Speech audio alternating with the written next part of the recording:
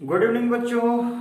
SK academy के YouTube channel पर आप सभी लोग का स्वागत है। और आज की इस वीडियो क्लास में क्लास 9 के लाइन्स एंड एंगल्स चैप्टर को आगे बढ़ाएंगे। इससे पहले हम लोगों ने एक्सरसाइज 6.1 को सॉल्व किया था और आज की इस क्लास में एक्सरसाइज 6.2 के कुछ क्वेश्चंस को हम लोग देखेंगे। सबसे पहले एक्सरसाइज 6.2 लाइन्स एंड एंगल्स से रिलेटेड कंसेप्ट्स को हम देखेंगे कि इसमें क्या कंसेप्ट्स हैं।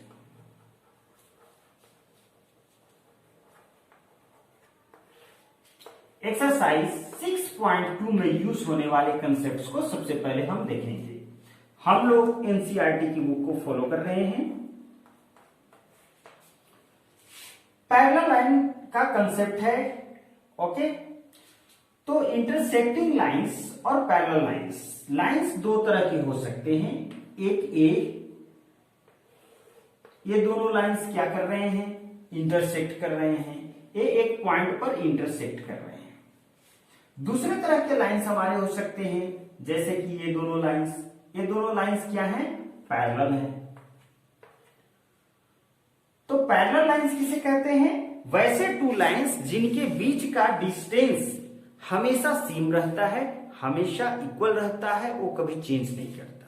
तो यदि दो लाइंस के बीच का डिस्टेंस हमेशा सेम रहे तो वैसे टू लाइंस को हम क्या कहेंगे मेरे प्यारे बच्चों, वैसे टू लाइंस को हम कहेंगे पैरेलल लाइंस।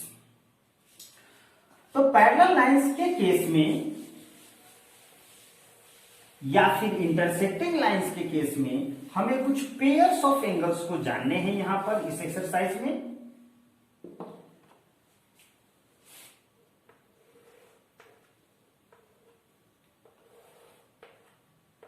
मैं डायरेक्टली उन्हें पैरेलल लाइंस के केस में ही मैं बता रहा हूं कि यदि suppose line L and line M, ये टू पैरेलल लाइंस हैं। Line L is parallel to line M. उस केस में यदि एक तीसरी लाइन दोनों को कट करते हुए इस तरह से ड्रॉ की जाए तो इसे हम कहते हैं ट्रांसवर्सल।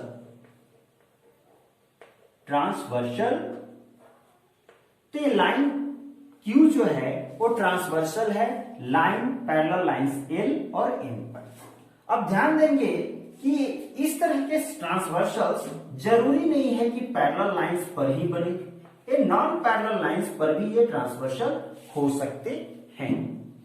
बट हम जो यहां पर कंसीडर कर रहे हैं वो पैरेलल लाइंस के सिचुएशन को देख रहे हैं कि क्या होता है।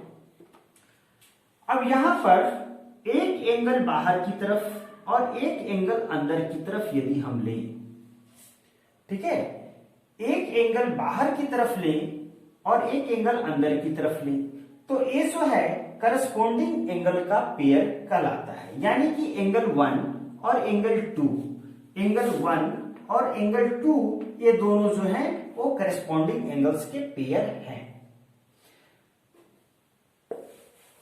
अब यदि ये पैरेलल लाइंस न हो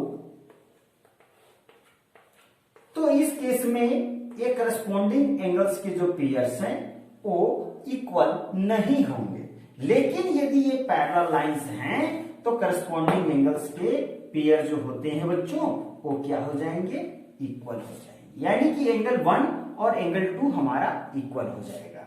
उसी तरह से करस्पॉन्डिंग एंगल्स और कौन से बन रहे हैं, यदि आप इसे एंगल 3 ले जो कि अंदर का है तो यहां पर एंगल 4 जो होगा वो बाहर का होगा। तो उसी तरह से एंगल 3 और 4 हमारे करस्पॉन्डिंग एंगल्स के पेयर हैं। करस्पॉन्डिंग एंगल्स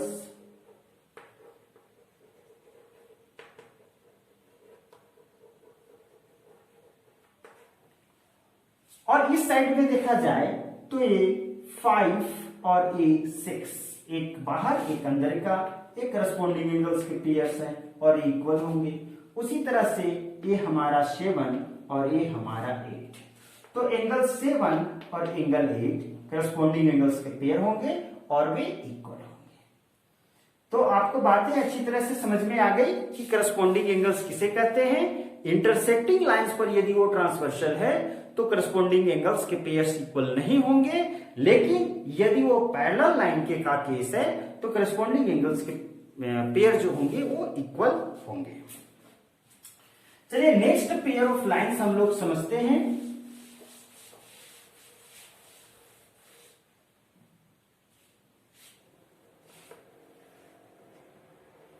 यदि टू लाइंस पैरेलल हैं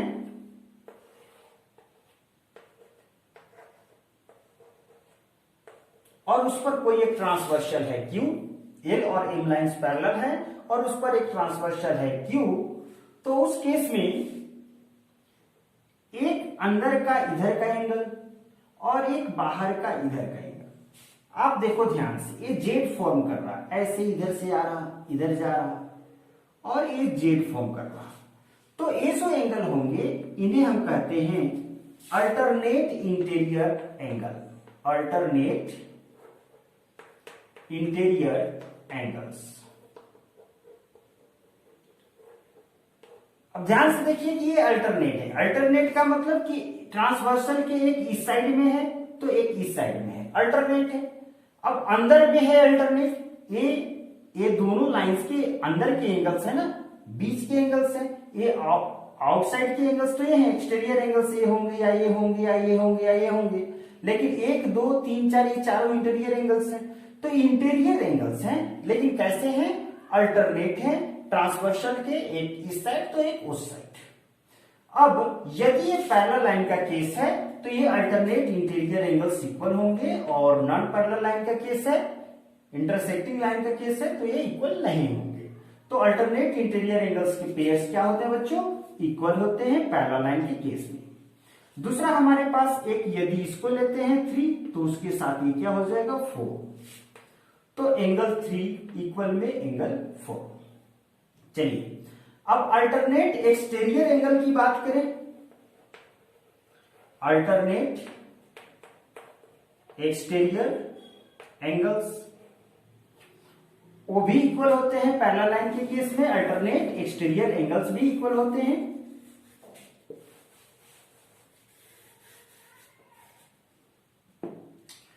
तो यदि ए एंगल है तो इसका अल्टरनेट एक्सटीरियर एंगल्स यहां पर होगा। अल्टरनेट में होना चाहिए, ट्रांसवर्सल के किस साइड होना चाहिए, किस साइड होना चाहिए, ठीक है, और बाहर वाला एंगल होना चाहिए। तो एंगल 1 और एंगल 2 हम जो यहां देख रहे हैं अल्टरनेट एक्सटीरियर एंगल है। उसी तरह से एंगल 3 एंगल 4 के बराबर होगा। बातें समझ में आ रही है आप सभी को? अब हम लोग तीसरी बात पर विचार करते हैं। इन दो एंगल्स पर विचार करते हैं कि ए एंगल्स और ए एंगल्स कैसे एंगल्स हैं। ये दोनों एंगल्स ट्रांसवर्सल के सेम साइड में हैं।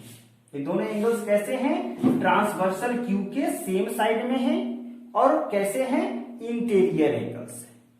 तो इन्हें हम कहेंगे कि interior angles to the same side of transversal और इनका सम पैरेलल लाइन के केस में 180 डिग्री होता है। तो इस चीज को लिखेंगे कि the some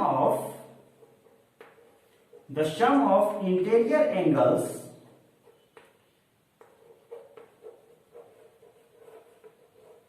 to the same side of transversal, same side of transversal is 180 degree in case of parallel lines. यदि ये पैरेलल लाइन का केस हो तो यानी कि 2 पैरेलल लाइंस को यदि एक ट्रांसवर्सल इंटरसेक्ट कर रहा है तो उस केस में जो 2 एंगल्स बनेंगे, 2 interior angles to the same side of transversal बनेंगे, उनका सम क्या होगा, 180 डिग्री होगा। इस तरह से एंगल 1 और 2 का सम क्या होगा बच्चों, 180 डिग्री होगा।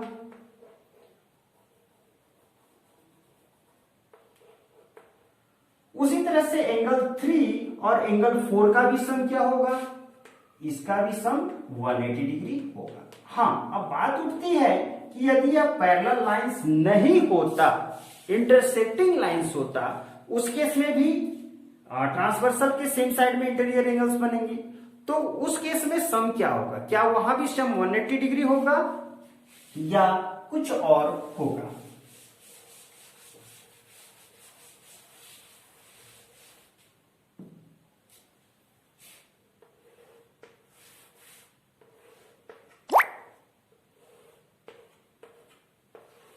ये टू इंटरसेक्टिंग लाइंस को करेंगे तो ये interior angles to the same side of transversal हुए और इनका सम क्या होगा, या तो मोर देन 180 होगा, ओके, मोर देन 180 होगा या लेस देन 180 होगा। इस केस में देखिए 3 and 4 तो मोर देन 180 होगा, ओके। इस केस में हमारे पास क्या होगा बच्चों, मोर देन 180 होगा या लेस देन 180 होगा, ओके। तो इस केस में मोर देन 180 होगा और इस केस में क्या होगा, 3 और 4 के लिए पेयर लेस देन 180 होगा। तो एक पेयर मोर देन 180 जाएगा और दूसरा पेयर क्या जाएगा, लेस देन 180 जाएगा। क्लियर है बात आप सभी को? चलिए, तो सारे कंसेप्ट्स हमारे हो गए लगभग, बस इसी के रेसिप्रोकल कंसेप्ट्स को याद रखना है। आपको याद रखनी है बातें कि if two lines are parallel and a transversal is intersecting the lines, then pair of corresponding angles are equal, pair of alternate interior angles are equal, pair of alternate exterior angles are equal, and the sum of interior angles to the same side of transversal is 180 degree। अब इसका उल्टा reciprocal converse में क्या होगा, इसके converse में होगा कि यदि टू लाइंस को एक थर्ड लाइन इंटरसेक्ट कर रहा, ट्रांसवर्सल है, उस केस में यदि करस्पॉन्डिंग एंगल्स का पेयर इक्वल है तो दोनों लाइंस क्या होंगे, पैरेलल। यदि अल्टरनेट इंटीरियर एंगल्स इक्वल हैं तो दोनों लाइंस श्योरली क्या होंगे, पैरेलल। यदि अल्टरनेट एक्सटीरियर एंगल का पेयर इक्वल है तो दोनों लाइंस श्योरली क्या होंगे, पैरेलल। यदि sum of interior angles to the same side of transversal 180 degree है तो दोनों लाइंस श्योरली क्या होंगे, पैरेलल। यदि पैरेलल है तो एंगल्स इक्वल होंगे और यदि एंगल्स इक्वल हैं तो लाइंस पैरेलल श्योरली होंगे। चलिए अब इस पर हम लोग क्वेश्चंस को बनाएंगे।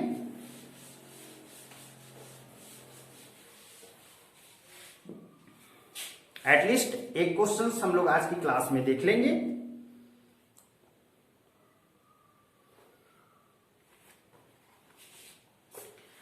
अब एक्सरसाइज 6.2 के क्वेश्चन नंबर 1 को देख लेते हैं। यहां एक फिगर दिया हुआ है,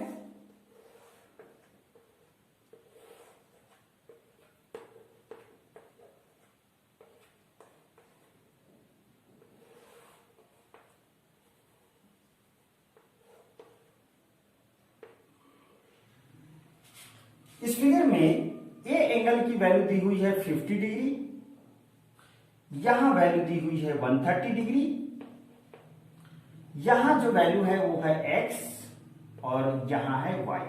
आपको x और y की वैल्यू निकालनी है। यहां पर ध्यान देना है कि ए बी और सी डी जो है वो पैरेलल है। तो इस क्वेश्चन में जब ए बी और सी डी हमारे पैरेलल लाइंस हैं और ए हमारा ट्रांसवर्सल है, तो आप देख सकते हो कि ये जो 50 डिग्री का एंगल है वो किसके इक्वल होगा बच्चों, ए एंगल किसके इक्वल होगा। आप ऐसे देखो, डायरेक्ट आप इक्वल मत करो, ये 50 डिग्री और ये एंगल एक्स, ये दोनों का सम क्या होगा, 180 डिग्री। अब ध्यान से देखो कि ये एक लाइन है और उस पर एक ये अनदर रे है। अब इस पर ये दोनों एंगल्स कैसे हो गए, लीनियर पेयर के एंगल्स हो गए, इसलिए इन दोनों का सम क्या होगा, 180 डिग्री। तो 50 डिग्री प्लस एक्स इक्वल क्या होगा, 180 डिग्री। किससे, एलपीए। यहां से x की वैल्यू क्या हो जाएगी, 180 माइनस 50 यानी कि 130 डिग्री। तो x की वैल्यू आ गई बच्चों 130 डिग्री। अब आप ध्यान से देखो और समझो कि एंगल x और एंगल y इक्वल है या नहीं है। बिल्कुल इक्वल है, क्योंकि ये कैसे पेयर है, अल्टरनेट इंटीरियर एंगल्स के। यहां से z बनना चाहिए, देखो z ये बन रहा है, अल्टरनेट इंटीरियर एंगल्स, एक इस साइड एक इस साइड, तो ये दोनों इक्वल होंगे। y बराबर x होगा, कैसे होगा, pair of alternate interior angles. आपको लिखना पड़ता है, जिससे होगा उसको आपको ब्रैकेट में लिखना पड़ता है, pair of alternate interior angles. ठीक है बच्चों। अब आइए दूसरे तरह से आप यदि निकालना चाहते y को तो दूसरे तरीके से भी निकाल सकते थे। चूंकि ये 130 है तो ये भी 130 होगा, वर्टिकली अपोजिट एंगल्स। यदि टू लाइंस इंटरसेक्ट करते हैं तो ये वर्टिकली अपोजिट एंगल्स कहलाता है और वो इक्वल होता है। ओके चलिए, तो ये इजियर क्वेश्चन था।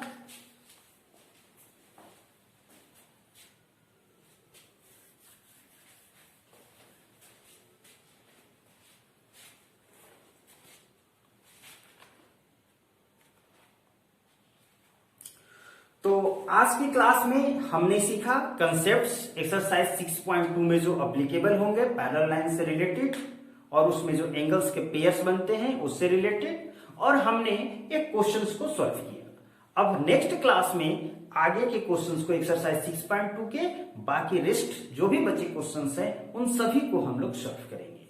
तो आज की क्लास के लिए इतना ही। Okay, good night, bye.